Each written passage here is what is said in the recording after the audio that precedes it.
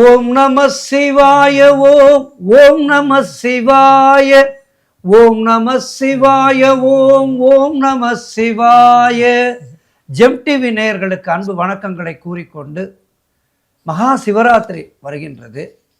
இந்த அற்புதமான வேளையிலே சிவ சிந்தனையிலே சிவனை பற்றி பேச இருக்கின்றோம். இன்றைய நாளிலே நம்மோடு சிவனை பற்றிய பெருமைகளை கூற வந்திருக்கின்றார் பேரன்பிற்குரிய திரு க. ராமகிருஷ்ணன் ஐயா அவர்கள். ஐயா அவர்கள் தமிழக அரசினுடைய சிறந்த நல்லாசிரியர் விருது பெற்றவர்.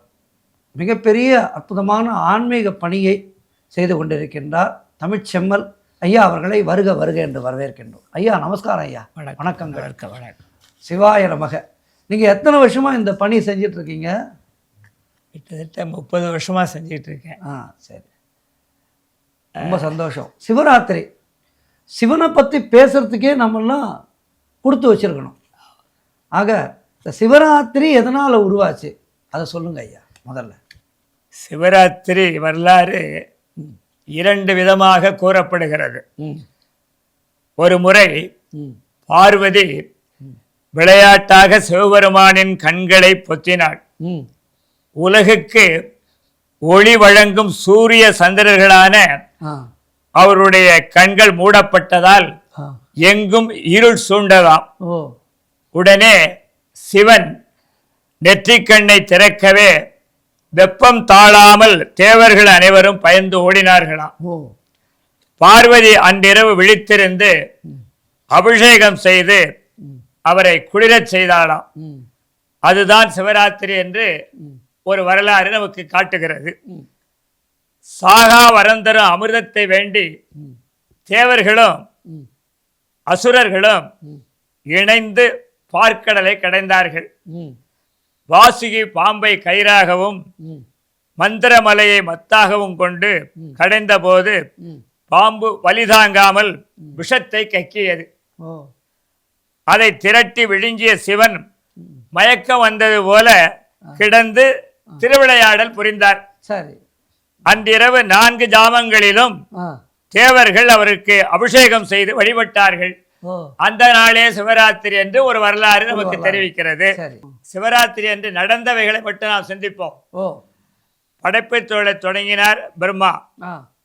சிவபூஜை செய்த மகாவிஷ்ணு, மகாலட்சுமி, முருகன் பலன் பெற்றார்கள். தேவலோகத்திலே அதிபதியானோர் இந்திரன், செல்வத்தின் அதிபதியானார் குபேரன், சிவனின் இடப்பாகத்தை பெற்றார் பார்வதி. தவமிருந்த அர்ச்சுனன் பாசுபத அஸ்திரத்தை பெற்றார். சிவனுக்கு தன் கண்களை கண்ணப்பர் அளித்தார். தபசக்தியால் கங்கையை பூமிக்கு வரவழைத்தார் பகீரதன்.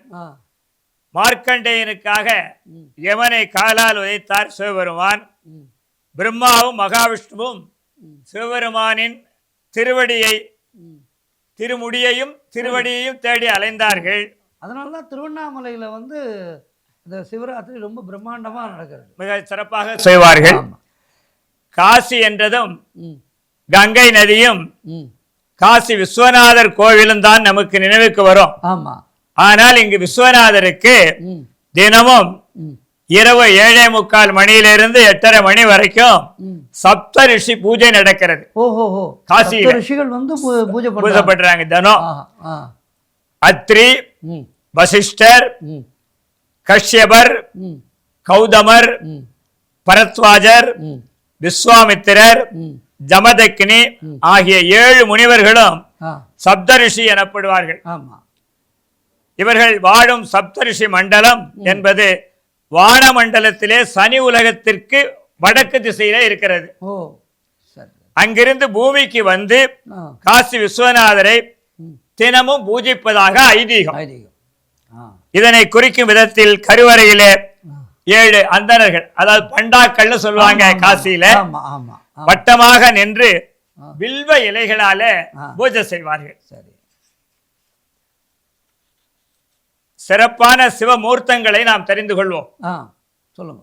உருவம், அருவுருவம், அருவம் என்று 3 விதமாக கோயில்களிலே சிவபெருமான் காட்சி தருகிறார் நமக்கு. அருவுருவ திருமேனியான சிவலிங்கத்தை கருவறையிலே தரிசிக்கலாம். ம். அருவத்திருமேனியாக, அதாவது உருவமே இல்லாத ஆ. நிலையில சிதம்பரம், திருப்பெருந்துறை போன்ற திருக்கோயில்களிலே இருக்கின்ற. ஒரு சின்ன சந்தேகம், ஆவுடையார் கோயில்ல அப்படிதானே? ஆவுடையார் கோயில் அப்படியா? அருமை, நீங்க சொன்னது. மாணிக்கவாசகர் ஆமா, திருவாசகம் ஆவுடையார் கோயில் சொன்ன. அப்படியே தான். தட்சிணாமூர்த்தி ம். வழிபட மன அமைதி, ம். ஞானம் கிடைக்கும். ஞானம். ம். பிட்சாடனர் உருவத்தில் வழிபட்டால் ம். வசீகரமும் ம். புத்துணர்வும் ஏற்படும். ஆஹா. ஆ. பைரவரை வழிபட்டால் ம். தைரியம், ம். எதிரி பயம் விலகும். ஆ. நடராஜரை வழிபடப்பட ஆனந்தமும் உற்சாகமும் ஏற்படும். ஆ. சோமாஸ்கந்த மூர்த்தி ம். மனதுக்கு நிம்மதியையும் ம். மன நிறைவையும் ம். வழங்குவார். வழங்குவார்.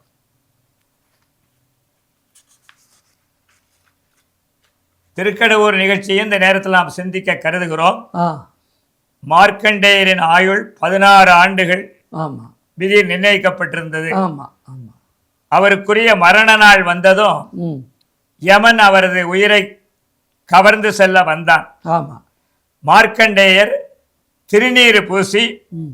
திருக்கடையில் உள்ள சிவலிங்கத்தை கட்டி அணைத்து கொண்டார். ஆமா. அவனை காலால் உதைத்து தள்ளினார் சிவன். ம். இதன் பின் யமதூதர்களுடன் திருநீர் பூசிய அடியவர்களை கண்டால் வணங்கி செல்லுங்கள் என்று ஆ. யமன் உத்தரவிட்டான் என்று ஆமா. புராணத்திலே நமக்கு தெரிய வருகிறது. ஆமா. ஆமா. ஆமா. அப்போ திருநீருக்கு ஆ. காப்பு என்று ஒரு பெயரு, ரட்சை என்று பெயர். ம்.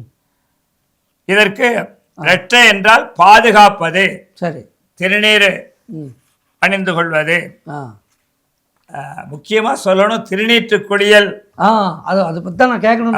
திருநீற்று குளியல் குளியல்னா என்ன ஐயா? மதுரையிலே குடிகொண்டிருக்கின்ற ம். சொக்கநாதர் மீது ம். திருஞான சம்பந்தர் பாடிய தேவாரம், ஓ. மந்திரமாவது நீரு வானவர் மேல நல்லது நீரு அப்படின்னு 11 பதிகங்கள்ல பாடல்கள் வருது. ஆமா. இது திருநீற்றின் பெருமையை ம். உலகுக்கு அறிவிக்கின்றது. அதாவது எப்படி திருநீற்றை எடுத்து வைக்கணுங்கிறதுக்கு ஒரு முறை சொல்லியிருக்காங்க. தினந்தோறும் திருநீர் அணியும் போது இந்த திருநீற்று குளியல் பாடிதான் அணியணும் சொல்லுவாங்க. சுட்டு விரல், ம். நடு விரல், ம். மோதிர விரல், ஆ. இந்த 3 விரல்களும் திருநீற்றை எடுத்து இப்படி சிந்தாமல் அப்படி வானம் பார்த்து வானம் கீழே சிந்தாமல் நாம் ஆ. 3 பெரியகளை அணியணும். அது குழைத்து அணிவதும் ஒரு முறை உண்டு. ம். இதற்கு ம். அப்படி பூசுகின்ற பொழுது மந்திரம் சொல்லணும். திருநீற்று மந்திரம், மந்திரமாவது நீர். பஸ்ம ஸ்நானம் அப்படின்னு பேர். ம். சாதாரணமா துகளா எடுத்து பூசுகிறது பஸ்ம ஸ்நானம் அப்படின்னு பேரு. சரி. அல்லது திருநீற்று குளியல் என்றும் சொல்லுவார்கள். நீராடி விட்டு ம். நெற்றியிலே திருநீர் அணிந்தால் ம். 2 முறை குளித்ததற்கு சமம். சமம். ஆ. நீராடி விட்டு ம். சேர்ந்தார். ம். அப்புறம் பில்வத்தை பற்றியும் நம்ம இந்த நேரத்தில் சிந்திக்கணும். ஆமா, கண்டிப்பா. சிவனுக்கு உகந்தது. ம். பில்வ மரத்திலே ம். மகாலட்சுமி குடிகொண்டிருக்கிறார். ம். பில்வ இலையால் சிவனை அர்ச்சனை செய்ய நமக்கு சிவகதி, அதாவது மோட்சம்னு சொல்லுவோம், கிடைக்கும். அதே கடன் தீர்றதுக்கு கடன் இருந்தா அந்த கடன் தீர்வதற்கு வில்வ இலையால அர்ச்சனை செய்வார்கள். அர்ச்சனை பண்ணா கடன் தீராத கடன் தீராத கடன் தீரும் அப்படின்னு சொல்லி. ஆமா. நம்ம பிறவி கடனை பற்றுக பற்றத்தான் பிறவியில பற்றுக பற்று உள்ளற்கு என்றார் திருவள்ளுவர். அதனால இந்த பற்றெல்லாம் நீங்கிறதற்கு அந்த வில்வ பயன்படும். ம். ஒரு முறை பயன்படுத்திய வில்வத்தை கூட ம். கழுவி விட்டு சுத்தம் செய்து மீண்டும் பயன்படுத்தலாம் என்று விதி சொல்கிறது. ஓ. 3 வில்வ இலைகள் தளம் இருக்கு இல்லையா, 3 ஆமா. கழுந்தா இருக்கிற தளம், ஆமா. அது வில்வ தளம் என்று பெயர். அதற்கு தளம் என்றால் இந்த இடத்தை குறிக்கும். தளம். ஆமா. தளம். அதை பார்க்கணும். இதனால் பூஜிப்பது மிகச் சிறப்புங்கிறாங்க வில்வ தலத்தினால. சிவன் கோயில்ல பார்த்தீங்கன்னா நிறைய வில்வ தலம் கொண்டு வந்து கொடுத்து சிவாச்சாரியார்ட்ட கொடுத்து அர்ச்சனை செய்ய சொல்றதெல்லாம் நிறைய பார்க்கிறோம் நாம. அப்புறம் அஷ்டமி, நவமி, அமாவாசை, பௌர்ணமி நாட்கள்ல வில்வ இலையை பறிக்க கூடாது. பறிக்க கூடாது. ஆமா, நல்லா தெரிஞ்சுக்கோ. எப்படி சனிக்கிழமையில பறிக்க கூடாது? அஷ்டமி, அது மாதிரி வில்வத்தையும் இந்த நாட்கள்ல நவமி பறிக்கூடாது. ம். வில்வ இலை காய்ச்சல் இருமலுக்கு மருந்தாகவும் கூட பயன்படுகிறது இன்றைய உலகத்துல. ஆ. ஆமா, வில்வ இலை மருந்தாகவும் பயன்படுது. ஓ. சிவராத்திரி அன்று ம். நாம் நாள் முழுதும் ம். சாப்பிடாமல் இருப்பது நல்லது. ம். முடியாதவர்கள் காலை இரவில் ம். பால் பழம் சாப்பிட்டு விட்டு ம். மதியம் ஒருவேளை உணவு உண்ணலாம். நல்லா. ஆ. ஏன்னா வயதானவர்கள் 90, 95, 85 எல்லாம் இருக்கிறவங்களால. ஆமா, ஆமா. இப்ப பெரிய இந்த சுகர் தானே. ஆமா, சுகர் பிரச்சனை நிறைய இருக்கு. ஓம் நமசிவாய, ம். ஓம் சிவாய நம மந்திரங்களை முடிந்த அளவு ஜபிக்க வேண்டும். ஜெபிக்கணும். ம். சிவன் கோயில்ல ம். மாலை 6 மணிக்கு முதல் ம். மறுநாள் காலை 6 மணி வரை ம். 4 கால பூஜை நடக்கும். ஆமா.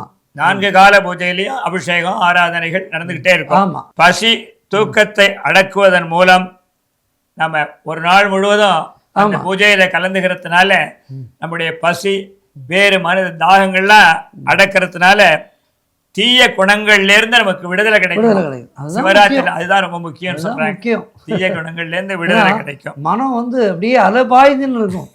அந்த மனசை கட்டுப்படுத்துறது ஆன்மீகத்தால மட்டும்தான் முடியும். ஆமா, பசி தூக்கத்தை அடக்குவதன் மூலம் நம்ம மனதில் நம்ம அழிக்கக்கூடிய கோபம் காமம் எல்லாம் இருக்கு இல்லையா, ஆமா, அந்த எண்ணங்கள்லாம் நீங்கி நாம சுத்தமா சிவனை பற்றியே சிந்திக்கிற எண்ணம் மனதில் ஒண்ணுமே இல்லைனாலும் மனதுக்குள்ளே சிவ சிவ சிவ சிவ சிவ சிவன்னு சொல்லிட்டு இருந்தா அதுவே நமக்கு நல்ல பலனை கொடுக்கும் என்று ஆண்டவர்கள் நமக்கு வழிகாட்டி இருக்கிறார்கள். ஐயா, கிரிவலத்தை பத்தி சொல்லுங்க.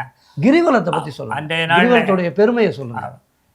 கிரிவலம் செல்லும் போது ஆகாயத்திலிருந்து பெருமான் நமக்கு அந்த சக்தியை நமக்கு அளிக்கிறார் என்று ஒரு வரலாற்றில் படித்த ஞாபகம் எனக்கு மிக அழகாக சொல்லப்படுது. அந்த கிரிவலம் ஒவ்வொரு பௌர்ணமி நன்னாளில் திருவண்ணாமலையில் மிக சிறப்பாக நடக்கிறது. மற்றும் பல இடங்கள்லையும் இங்க இப்போ திருவண்ணாமலையில் தினந்தோறும் போறாங்க. ஆமா, தினந்தோறும் பௌர்ணமியா இருக்குது திருவண்ணாமலையில். நான் இந்த நேரத்தில் எங்க ஊரை பற்றியும் சொல்லணும் உங்கள்கிட்ட. சொல்லுங்க சொல்லுங்க. அந்த பம்மல் புஷ்பகிரீஸ்வரர் கோயில், புஷ்பாம்பிகை சமேத புஷ்பகிரீஸ்வரர் கோயில்ல மகாபெரிவா வந்த கோயில் இதுன்னு சொல்லுவாங்க. 27 படி நட்சத்திர படிகள் இருக்கு. எப்படி சுவாமி மலையில 60 வருஷத்துக்கும் படிகள் பேர் இருக்கும். ஆமா, இது 27 படிகள் அமைந்த ஒரு அற்புதமான புஷ்பாம்பிகை சமேத ஸ்ரீ புஷ்பகிரீஸ்வரர் கோயில். அதாவது திருநீர்மலையினுடைய அந்த பகுதி, ஒரு பகுதின்னு சொல்லுவாங்க, ஒரு பகுதி அப்படின்னு பாதம் படிந்த இடம் அமைப்பும் அந்த இடத்துல இருக்கு. விஷ்ணுவுடைய பாதம் அங்க இருக்கு. அந்த கோயில்ல வந்து காலை வச்சாலே எல்லாம் நல்லது நடக்குன்னு மிக அழகாக செய்கிறார்கள். அந்த கோயில்ல 22 வருஷமா திருத்தொண்டர் புராணம் கதை பௌர்ணமி சொல்ற ஒரு பாக்கியம் பெற்றவன் நான் சமீப காலமாக. 63 நாயன்மார்களை பத்தி சொல்றாங்க. 63 நாயன்மார்கள் சொல்லிட்டே போனா மணிக்கணக்கில் சொல்லலாம். ஆனால் குறிப்பா சொல்லணும்னா ஒவ்வொருவரும் ஒவ்வொரு விதமான தொண்டை செய்து திருத்தொண்டர்களாக ஆகியிருக்கிறார்கள். சுந்தரமூர்த்தி சுவாமிகளே கைலாயத்தில் இருக்கும் பொழுது பார்வதி தேவியாருக்காக உள்ளவங்களுடைய அந்த தோழிகளை அப்படி திரும்பி பார்த்தாராம். அந்த பார்வை சிவனிட்ட வரும்பொழுது என்ன செய்தேன்னு கேட்டாரா, தவறு செய்து விட்டேன்னாரா. இந்த தவறு இங்கே நடக்கப்படாது, நீ பூலோகத்துல போய் நல்லா அனுபவிச்சுட்டு வா அப்படின்னு சொல்லிதான் அவர் வந்து திருநாவலூர்ல சடையநாயனார் இசைஞானியார் என்பவருக்கு அந்தணர் குலத்துல அவர் வந்து பிறந்தார். அவர் அப்படி தவிக்கிறார். நான் என்ன செய்வேன், என்னை எப்படி நீங்க ஆட்கொள்ளணும்னு கேட்கும்போது நான் வந்து ஆட்கொள்கிறேன்னு சொல்றேன். தடுத்தாட்கொள்வேன்னு சொல்றார். அந்த தடுத்தாட்கொள்வேன்னு சொல்றதுனால அதே போல திருமணத்தன்று வருகிறார். திருமணம் நடக்கிற பொழுது இவர் வந்து அடிமை, எனக்கு அடிமை அப்படின்னு சொல்றார். அடிமைன்னு சொல்லும் பொழுது அங்க உள்ளவங்கெல்லாம் அதுக்கு என்ன ஓலை இருக்கு ஏதாவது இருக்கா அப்படின்னு கேட்குறாங்க. என்ன சபையில் உள்ளவங்க கேட்கத்தானே செய்வாங்க. திருமணத்தை போய் நடத்துகிற தடுத்தா இல்லை இவன் எனக்கு அடிமை தொண்டன் சிவ தொண்டன் அப்படின்னு அவன் சொல்ல, உங்களை நாங்கள் பார்த்ததே இல்லையே, உங்களுக்கு எங்கே வீடு இருக்குன்னு அந்த அருட்துறையில் பாடுறாருல அந்த இடத்துக்கு அப்படியே போறார். அங்க போய் ஓலை அந்த காலத்தே செராக்ஸ் மாதிரி இருக்கு பாருங்க, நகல் காட்டுறாரு. இது நகலை வாங்கணும்னு அவர் கிழிச்செழிஞ்சுடுறாரு. சுந்தரர் கிழித்தெழுகிறார். அப்படி கிழித்த பிறகு மறுபடியும் அங்க போய் அசல் இருந்திருக்கு. இப்ப இன்னைக்கு செராக்ஸ்ன்னு சொல்றோம், நகலகம் சொல்றோம்ல, இது அந்த காலத்துல இறைவனுடைய திருவிளையாடலே நடந்திருக்கிறது. நமக்கு எல்லாமே புதுசா எதுவுமே இல்ல, இருக்கிறது மாறிட்டு இருக்கு, அவ்வளவுதான். இந்த இடத்துல ஒரு விஷயம் சொல்லணும், நல்லோர் ஒருவர் உளரேல் அவர் பொருட்டு எல்லாருக்கும் பெய்யும் மழைன்னு சொல்ற. அது மாதிரி இந்த திருவிளையாடல்ல இவர் கூட சேர்ந்து ஊர் மக்களும் கைலாயம் போனதா ஒரு வரலாறு இருக்கு. ஆமா, அது வந்து எதுல வருதுன்னு கேட்டீங்கன்னா, அவருக்கு திருமணம் நடக்குது இல்லையா, திருமணத்தை சம்பந்த பெருமானுக்கு. ஆமா, அதுக்கு பிறகான திருத்தொண்டர்களை பத்தி திருத்தொண்ட தொகை பாட ஆரம்பிக்கிறாரு. ஆமா, அவருக்கு வந்து பறவையார் சங்கிலியார்னு 2 பேரும் திருமணம் நடக்கிற வைபவங்கள்லாம் நடக்குது திருவொற்றியூர்ல. ஆமா, தவறு செஞ்சா உடனே தண்டனை கொடுப்பாரு சிவபெருமான்ங்கிறது 2 கண்ணையும் பறிச்சுடுறார். அதுக்கு ஒரு பாட்டு பாடுறார். அது பாடின உடனே ஊன்றுகோல் தர்றேங்கிறார். உடனே கண்ணை கொடுக்கல, கண்ணை கொடுக்க மாட்டேன், ஊன்றுகோல் தான் கொடுத்தார். அப்ப கோபமா பாடுறார். அப்படி பாடினாலும் மறுபடியும் வந்து திரும்பவும் ஒவ்வொரு கண்ணா வலக்கண் வந்து காஞ்சிபுரம் வந்து ஏகாம்பரநாதர் வந்து பாடும் பொழுது அருமையா வலக்கண் கிடைக்குது. அதற்கு பிறகு திரும்பவும் வந்து திருவாரூர்ல வந்து பாடி அந்த இடக்கண்ணையும் பெற்றார் என்று நம்ம பார்க்கிறோம். திருவாரூர் தியாகச பெருமான் அல்லவா, கூற்றிடம் கொண்ட பெருமான். பொன்னும் மெய்ப்பொருளும் தருவானே, போகமும் திருவும் புணர்ப்பானே, பெண்ணை என் பிழையை பொறுப்பானே, பிழையெல்லாம் தவிர பணிப்பானே, இன்னதன்மேன் அறியவனா எம்மானை எளிவந்த பிரானை, அன்னம் வைகும் வயற் படனத்து அணி ஆரூரானை மறக்கருமாமே என்று என்ன அற்புதமான நாவுக்கரசர் அப்பர் பெருமான் நமக்கு பாடியிருக்கார் அல்லவா. நால்வரையும் நம்ம நினைக்கணும். அதுதான் ஊழியர்கோன், அதுதான் ஒரு இது என்னன்னா, ஊழியர்கோன் ஒப்படித்த புகழியர்கோன் கடல் போற்றி, ஆடிமிசை கடல் மிதப்பின் அடர்ந்த பிரான் அடி போற்றி, வாழி திருநாவலூர் வந்தொண்டர் பதம் போற்றி, ஊழிமொழி திருவாதூரர் திருத்தாள் போற்றி. நால்வரும் நமக்கு. அதுக்கு மேல ஜனத்குமாரர்கள் மற்றபடி அவங்களுடைய அடிவொட்டி தான் நம்ம எல்லாரும் பின்பற்றி நம்ம நடக்கிறோம். 63 நாயன்மார்கள்ல இந்த 4 நாயன்மார்களை நம்ம ரொம்ப கொண்டாடுறோம். ஆமா, மற்ற நாயன்மார்களுடைய சிறப்பையும் நம்ம தெரிஞ்சுக்கணுங்கிறதுக்காக தான் இந்த விஷயத்தை கேட்டேன். ரொம்ப சந்தோஷம். தம்பி என்னை பார்த்து கேட்குற மாதிரி நினைக்கிறேன்.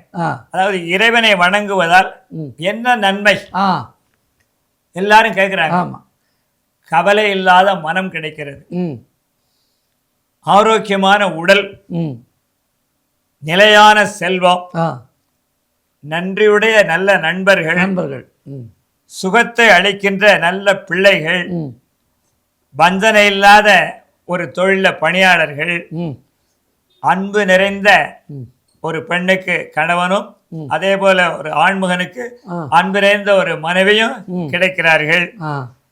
சந்தர்ப்பம் அறிந்து உதவுகின்ற முதலாளிகள், சொல்லுங்க, முக்கியம் அதுதான். தொழில முதலாளிகள் சந்தர்ப்பம் அறிந்து உதவுகின்ற நல்ல முதலாளி கிடைப்பார்கள். பாவம் செய்யாத குடும்ப சூழல் ஏற்படும். அந்த சிவ நிந்தனை உள்ள குடும்பமா இருந்தா பாவம் செய்யக்கூடாதுங்கிற அந்த எண்ணங்கள் அவர்களுக்கு நல்ல நிறைய வரும். அதுக்கு மேல மீண்டும் பிறவாத இறைவனுடைய திருவடி தாமரைகளை நாம் வணங்கி அவர் நம்மை அடைத்துக் கொள்வார் என்றுதான் எல்லோரும் நமக்கு வழிகாட்டுகிறார்கள். சிவராத்திரி இதுல ரொம்ப அழகா வந்து சிவபெருமானுடைய பெருமைகளையும் திருத்தொண்டர்களுடைய பெருமைகளையும் ரொம்ப அழகா சொன்னீங்க. சிவன் அருள் எல்லோருக்கும் கிடைக்க வேண்டும். ஐயா அவர்கள் ஸ்டுடியோவுக்கு வந்து இவ்வளவு நேரம் சிவ பெருமையை பேசினதுக்கு ரொம்ப ரொம்ப நன்றி. மீண்டும் ஒரு சந்தர்ப்பத்திலே உங்களை சந்திக்கின்றோம். நன்றி, வணக்கம். சிவாய நமக. சிவாய நமக.